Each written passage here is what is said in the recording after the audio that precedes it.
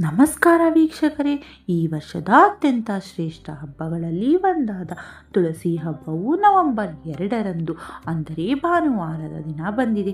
ಕಾರ್ತಿಕ ಮಾಸದಲ್ಲಿ ಪ್ರಮೋದಿನಿ ಏಕಾದಶಿ ನಂತರ ಬರುವ ಈ ಉತ್ತರನ ದ್ವಾದಶಿಯಂದು ತುಳಸಿ ದೇವಿಯನ್ನು ಹೇಗೆ ಪೂಜಿಸಬೇಕು, ಶುಭ ಸಮಯ ಯಾವುದು, ಯಾವ ತಪ್ಪುಗಳನ್ನು ಮಾಡಬಾರದು ಮತ್ತು ಇದರಿಂದ ಯಾವ ಕಷ್ಟಗಳು ಎದುರಾಗುತ್ತವೆ ಎಂಬ ಸಂಪೂರ್ಣ ಮಾಹಿತಿಯನ್ನು ಇಂದಿನ ವಿಡಿಯೋದಲ್ಲಿ ನಾನು ನಿಮಗೆ ತಿಳಿಸಿಕೊಡುತ್ತೇನೆ. ಅದಕ್ಕೂ ಮೊದಲು ನೀವಿನ್ನೂ ನಮ್ಮ ಚಾನಲ್ಗೆ ಸಬ್ಸ್ಕ್ರೈಬ್ ಆಗಿಲ್ಲವೆಂದರೆ ಈಗಲೇ ಚಾನಲನ್ನು ಸಬ್ಸ್ಕ್ರೈಬ್ ಮಾಡಿಕೊಂಡು ನಮಗೆ ಪ್ರೋತ್ಸಾಹಿಸಿ. ತುಳಸಿ ಪೂಜೆಯ ಮಹತ್ವವನ್ನು ಮೊದಲಿಗೆ ತಿಳಿದುಕೊಳ್ಳೋಣ. ಸಾಮಾನ್ಯವಾಗಿ ತುಳಸಿಯನ್ನು ಮನೆಯ ಬಾಗಿಲಿನ ಬಳಿ ಇಡುತ್ತೇವೆ. ಆದರೆ ಈ ಹಬ್ಬದ ದಿನ ತುಳಸಿಯನ್ನು ಮನೆಯೊಳಗೆ ತಂದು ವಿಶೇಷವಾಗಿ ಅಲಂಕಾರ ಮಾಡಿ ಪೂಜಿಸಲಾಗುತ್ತದೆ. ತುಳಸಿ ಗಿಡದಲ್ಲಿ ಸಾಕ್ಷಾತ್ ಮಹಾವಿಷ್ಣು ಹಾಗೂ ಮಹಾಲಕ್ಷ್ಮೀ ದೇವಿ ನೆಲೆಸಿರುತ್ತಾರೆ. ವರ್ಷ ಪೂರ್ತಿ ಮನೆಗೆ ರಕ್ಷಣೆ ಮತ್ತು ಸಿರಿ ಸಂಪತ್ತುಗಳನ್ನು ನೀಡುವ ತುಳಸಿ ಮಾತೆಗೆ ಈ ದಿನ ಪೂಜೆ ಸಲ್ಲಿಸಿ ಬೇಡಿಕೊಳ್ಳಬೇಕು. ತುಳಸಿ ಪೂಜಿಸುವವರಿಗೆ ಲಕ್ಷ್ಮಿ ಮತ್ತು ವಿಷ್ಣುವಿನ ಅನುಗ್ರಹ ಖಂಡಿತವಾಗಿಯೂ ಪ್ರಾಪ್ತಿಯಾಗುತ್ತದೆ. ಇನ್ನು ತುಳಸಿ ಪೂಜೆಯ ಶುಭ ಸಮಯ ಯಾವುದು? ಈ ದಿನ ಪೂಜೆ ಸಲ್ಲಿಸಲು 2 ಶುಭ ಸಮಯಗಳಿವೆ. ಬೆಳಗಿನ ಜಾವ 5 ಗಂಟೆಯಿಂದ 5:48 ಒಳಗೆ ಪೂಜೆ ಸಲ್ಲಿಸಲು ಶುಭವಾಗಿದೆ. ಅದು ತಪ್ಪಿದರೆ ಸಂಜೆಯ ಸಮಯ 6:40 8:40 ಒಳಗೆ ವೃಷಭ ಲಗ್ನದಲ್ಲಿಯೂ ತುಳಸಿ ಮಾತೆಗೆ ಪೂಜೆ ಸಲ್ಲಿಸಬಹುದು. ಇನ್ನು ಪೂಜೆ ಮಾಡುವ ಸರಿಯಾದ ವಿಧಿವಿಧಾನಗಳು: ಮೊದಲಿಗೆ ಗಣಪತಿಗೆ ಪೂಜೆ ಸಲ್ಲಿಸಬೇಕು. ಬಳಿಕ ಮನೆ ದೇವರನ್ನು ಪೂಜಿಸಿ ನಂತರ ತುಳಸಿ ಮತ್ತು ವಿಷ್ಣುವಿಗೆ ಪೂಜೆ ಸಲ್ಲಿಸಿ ತುಳಸಿಯ ಜೊತೆ ಸಾಲಿಗ್ರಾಮ, ಗೋಮತಿ ಚಕ್ರ, ಶ್ರೀಕೃಷ್ಣನ ವಿಗ್ರಹ, ಬೆಟ್ಟದ ನೆಲ್ಲಿಕಾಯಿ ಅಥವಾ ನವಿಲುಗರೆ ಇಟ್ಟು ಪೂಜಿಸುವುದು ಶ್ರೇಷ್ಠ.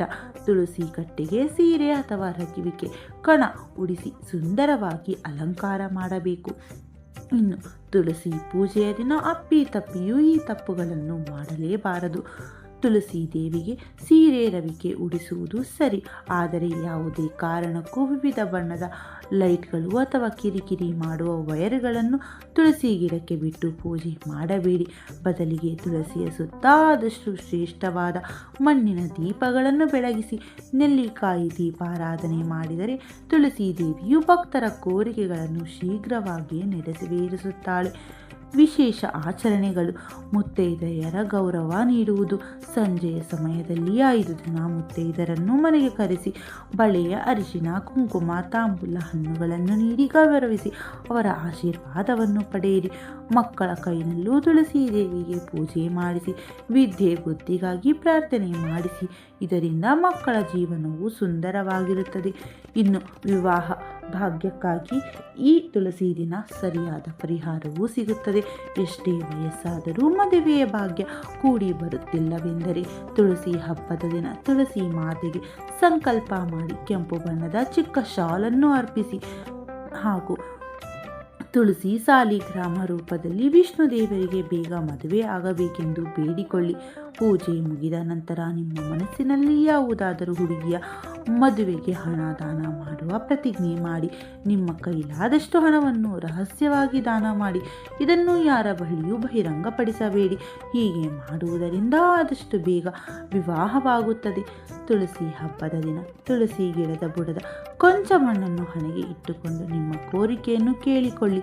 ಹಣ, ಆರೋಗ್ಯ, ವಿದ್ಯೆ, ಉದ್ಯೋಗ, ವಿವಾಹ, ಸಂತಾನ ಯಾವುದೇ ಸಮಸ್ಯೆಗಳಿದ್ದರೂ ಇದರಿಂದ ಕಳೆದು ಶುಭ ಫಲಗಳು ಲಭಿಸುತ್ತವೆ.